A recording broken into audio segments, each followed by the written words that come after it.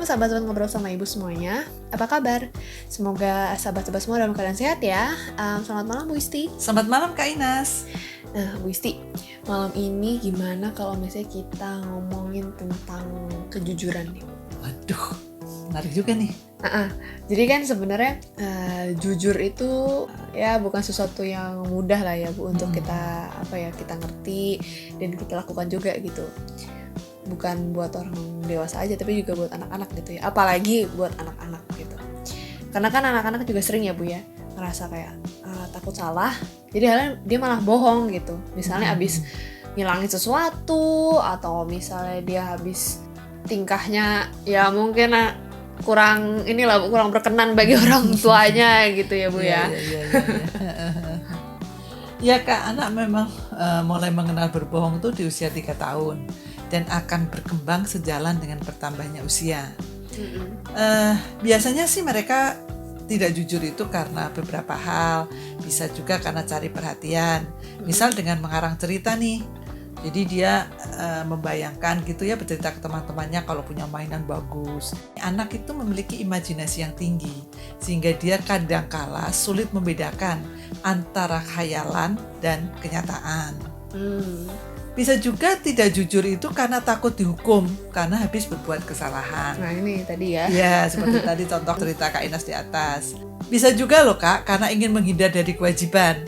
Misalnya, pada waktu ada tugas sekolah ya, dia pura-pura mengantuk gitu atau pura-pura pening gitu. Kenapa coba? Agar dia tuh dapat diinginkan. Jadi dia nggak ingin ngerjain tugas sekolah, tapi dia ingin bermain gitu. Jadi dia mengatakan tugas sekolahnya sudah beres, gitu juga bisa. Ada juga yang tidak ingin mengecewakan orang tuanya. Jadi misalnya dia lagi nilainya kurang bagus. Dia kan takut tuh orang tuanya kecewa, dia nggak ingin. Jadi pada waktu ditanya, gimana nilainya? Aman gitu. Ya dia nggak bohong tapi nggak jujur, aman gitu misalnya. Iya. Dan yang terakhir karena gangguan emosional. Kalau gangguan emosional ini memang agak berbeda dengan yang lain. Oke. Nah tadi kan Ibu cerita kalau misalnya anak-anak itu mulai berbohong itu umur 3 tahun ya Bu ya.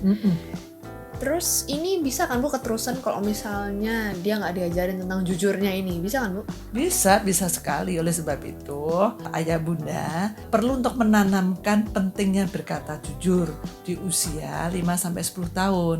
Ayah bunda bisa menjelaskan loh batas kebohongan dan kejujuran itu. Terus gimana Bu cara menjelaskan batasnya ini loh Bu? Ya dimulai dari diri sendiri Kak.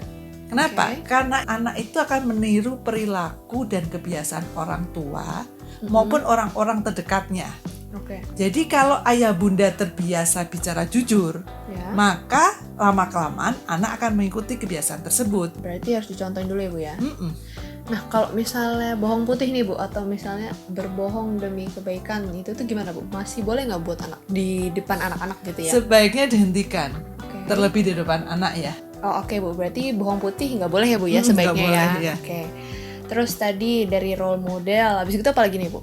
Kita juga harus memberikan respon yang berbeda, tergantung dari alasan anak berbohong. Misal anak kan bercerita tentang khayalannya ya. Nah, di sini orang tua itu bisa bertanya loh Kak, untuk mendorong anak mengakui apa yang sebenarnya dia rasakan.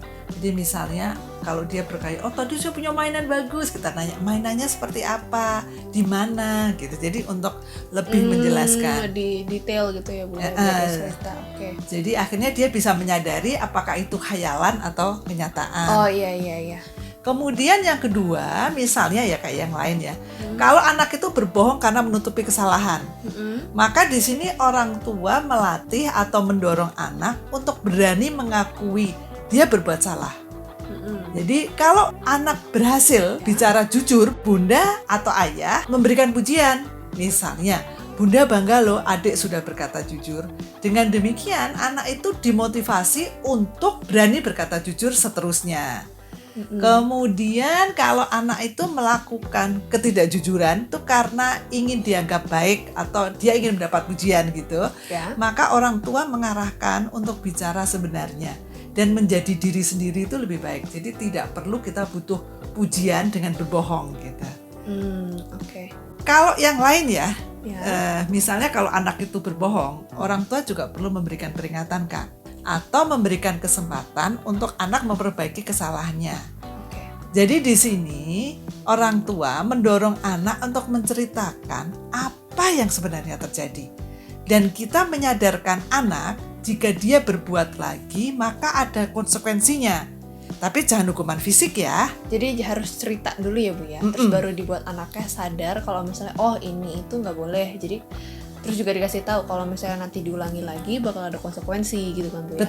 Betul. Jadi di sini anak perlu disadarkan bila seseorang berbohong maka orang tidak akan mempercayainya. Bahkan kalaupun dia berkata jujur pun orang juga nggak akan percaya terhadap dia. Selain itu ketika anak sudah berani mengakui kesalahan dan respon orang tua baik, maka anak akan mendapatkan insight, Kak. Kalau orang tuanya lebih menghargai kejujuran. Jadi di sini lebih ditekankan. Dia harus mendapatkan insight positif ini. Oke. Nah nih Bu, misalnya nih Bu, ada anak yang sering berbohong gitu ya Bu ya. Terus akhirnya di lingkungannya pun dicap atau disebut sebagai seorang pembohong. Itu boleh nggak Bu? Kita kan pernah dulu ya membahas mengenai labeling. Iya. Jadi memberikan sebutan atau memberikan label pada anak. Ya. Ini sama dengan yang dulu bahwa kita tidak boleh memberikan label tersebut. Karena kalau kita memberikan label pembohong, anak itu nanti akan terpupuk di alam bawah sadar jadi pembohong beneran. Gitu. Atau sebaliknya, dia jadi trauma. Kok aku disebut pembohong ya gitu. Jadi efeknya kurang baik terhadap anak. Oke Bu, jadi pertama-tama buat ngajarin anak supaya bisa jujur ya Bu ya, itu kan tadi pertama harus tahu dulu Bu alasannya kenapa dia ini berbohong ya Bu. Jadi bisa ada yang curi perhatian, ada yang mau nutupin kesalahannya atau yang lain-lain gitu ya Bu ya. Dan sebenarnya respon orang tua juga harus tegas ya Bu ya, supaya ini tidak bisa diulang lagi gitu kan. Jadi ya bisa lebih mudah lah Bu untuk bisa berhenti gitu ya Bu dari kebiasaan bohongnya. Oke deh, kira-kira itu aja yang kita bahas malam ini. Makasih Bu Isti buat sharingnya. Nah, buat para pendengar, kalau misalnya ada ide lagi apa yang perlu kita bahas buat di podcast selanjutnya, boleh banget ditulis di kolom komentar. Terus juga mohon subscribe, share ke teman-teman yang lain dan juga like ya. Jangan lupa. Sampai jumpa. Wassalamualaikum warahmatullahi wabarakatuh.